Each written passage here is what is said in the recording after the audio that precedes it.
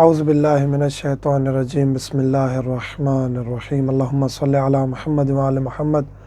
مومنین اکرام، جس طرح آپ کو معلوم ہے کہ نماز کے احکام چل رہے ہیں، نماز کے احکام انشاءاللہ تمام تفصیلات کے ساتھ ذکر کریں گے۔ آج ہم ذکر کریں گے کہ اذان و اقامت کی کیا شرعی حیثیت ہے نماز کے لیے۔ اذان اور اقامت مستحب ہے، مستحب تاکیدی ہے، بہت زیادہ تاکید ہے، بہت زیادہ ثواب ہے۔ ہر مرد اور عورت پر، ہر عورت پر، چاہے جماعت کے ساتھ ہوں چاہے اکیلی ہوں، ہر صورت میں پنجگانہ نماز میں ظہر، عصر، مغرب، عشاء اور فجر، ان 5 نمازوں میں اذان اور اقامت کی تاکید ہے، مستحب ہے اس کو انجام دینا۔ باقی فرض نمازوں میں اذان اور اقامت نہیں ہے، پنجگانہ نماز میں۔ دوسری نماز کے لیے اذان ساکت ہے اگر 2 نمازیں اکٹھی ہو جائیں۔ 2 نمازیں ظہر اور عصر یا مغرب و عشاء اکٹھی پڑھ رہے ہیں تو اگر ظہر کے لیے اذان دے دی ہے تو عصر کے لیے اذان کی ضرورت نہیں ہے۔ اسی طرح اگر مغرب کے لیے اذان ہو گئی ہے تو عشاء کے لیے اذان کی ضرورت نہیں ہے، فقط اقامت کہیں گے دوسری نماز کے لیے اور نماز پڑھیں گے دوسری۔ اذان اور اقامت کہاں ساکت ہوتی ہے؟ اذان اور اقامت جہاں ساکت ہو جاتی ہے، ہمیں اذان اور اقامت کہنے کی ضرورت نہیں پڑتی، وہ 3 مورد ہیں۔ پہلا مورد یہ ہے کہ جماعت جس میں ہم اذان و اقامت ہو چکی ہے اس میں ہمیں علیحدہ سے، میں جماعت کے ساتھ نماز پڑھنے جاتا ہوں مسجد میں، چاہے تھوڑا سا لیٹ بھی پہنچتا ہوں، جماعت میں شریک ہو جاتا ہوں، تو مجھے علیحدہ سے اذان و اقامت کہنے کی ضرورت نہیں ہے، وہی جماعت والی اذان و اقامت کافی ہے۔ دوسری صورت، آپ مسجد میں آئے، جماعت ختم ہے لیکن متفرق نہیں ہوئی۔ اب پہلی صورت یہ ہے کہ آپ جماعت میں شریک ہو گئے، دوسری صورت یہ ہے کہ آپ جماعت میں بھی شریک نہیں ہو سکے۔ آپ مسجد میں آئے ہیں، جماعت کی نیت سے آئے ہیں، لیکن وہاں جماعت ختم ہو چکی ہے۔ چاہے آپ جماعت کی نیت سے نہیں بھی آئے، پھر بھی وہاں جماعت ہوئی ہے، جماعت ختم ہو چکی ہے، لیکن مومنین ابھی جماعت کی صورت میں ہیں، یعنی صفوں میں بیٹھے ہیں، جماعت کی شکل و صورت موجود ہے، یعنی یہاں جماعت ہوئی ہے یہ پتہ چل رہا ہے، تو وہاں بھی اذان و اقامت کی ضرورت نہیں ہے، اذان و اقامت ساکت ہے۔ کسی دوسرے شخص کی اذان و اقامت سنی، چاہے جماعت نہیں کی اس نے، کوئی دوسرا شخص، آپ مسجد میں ہے، دوسرا شخص اذان کہہ رہا تھا اور اس کے بعد اس نے اقامت کہی ہے، تو اگر آپ نے وہ اذان و اقامت سن لیا تب بھی آپ پر اذان و اقامت ساکت ہو جائے گی، آپ کو کہنے کی ضرورت نہیں ہوگی۔ اذان و اقامت کی شرائط ہیں، کچھ شرائط ہیں اذان و اقامت کی۔ پہلی تو یہ ہے نیت، شروع سے آخر تک نیت کریں گے، شروع سے لے کر آخر تک کہ میں اذان کہہ رہا ہوں قربتاً اللہ، اور اس کے بعد اذان کہیں گے۔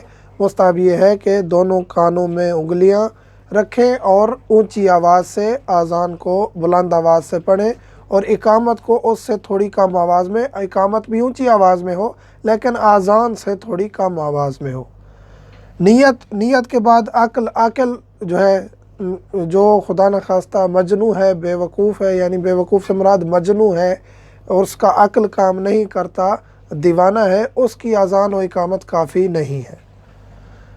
ایمان مومن ہو، مومن کی اذان و اقامت ہونی چاہیے۔ اگر ایک کافر نے اذان کہی ہے تو آپ پر اذان ساکت نہیں ہوگی۔ اگر ایک کافر نے یا غیر مومن نے اذان کہی ہے، منافق نے اذان کہی ہے یا اقامت کہی ہے، وہ بھی کافی نہیں ہے، ہم پر ساکت نہیں ہوگی، ہمیں اپنی اذان و اقامت دینی ہوگی۔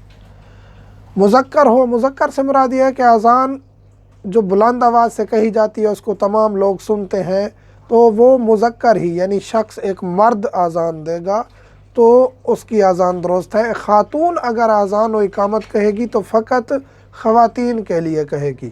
اگر خاتون نے اذان و اقامت کہی ہے، اگر مرد نے سن بھی لی ہے تو اس پر ساکت نہیں ہوگی۔ خاتون کی اذان و اقامت فقط خواتین کے لیے کافی ہوگی۔ مرد کی اذان و اقامت جو ہے وہ مرد و خواتین دونوں کے لیے شامل ہوگی۔ مرد کی اذان و اقامت سننے کے بعد مرد پر اور خاتون پر، دونوں پر اذان و اقامت ساکت ہو جائے گی۔ ترتیب کے ساتھ پہلے اذان پھر اقامت، اسی طرح ترتیب ہوگی تو یہ درست ہے۔ پہلے اقامت کہہ لیں پھر اذان کہیں تو یہ درست نہیں ہے۔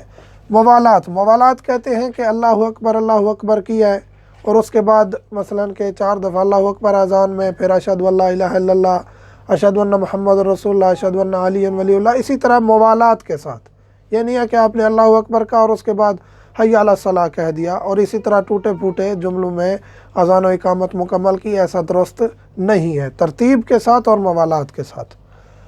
अरबी में अज़ान व इकामत अरबी में, अरबी लहजे में अदा करनी है और लहन को तर्क करना है। लहन से मुराद ये है कि मौसीकी की आवाज़ ना निकले। हाँ, बुलंद आवाज़ हो, सुरीली आवाज़ हो, इसमें कोई हर्ज नहीं है, लेकिन अज़ान व इकामत ऐसी आवाज़ ना निकालें कि जो मौसीकी की तरह हो जाए, तो वो जायज़ नहीं है। और वक्त दाखिल होने के बाद अज़ान व इकामत दुरुस्त है।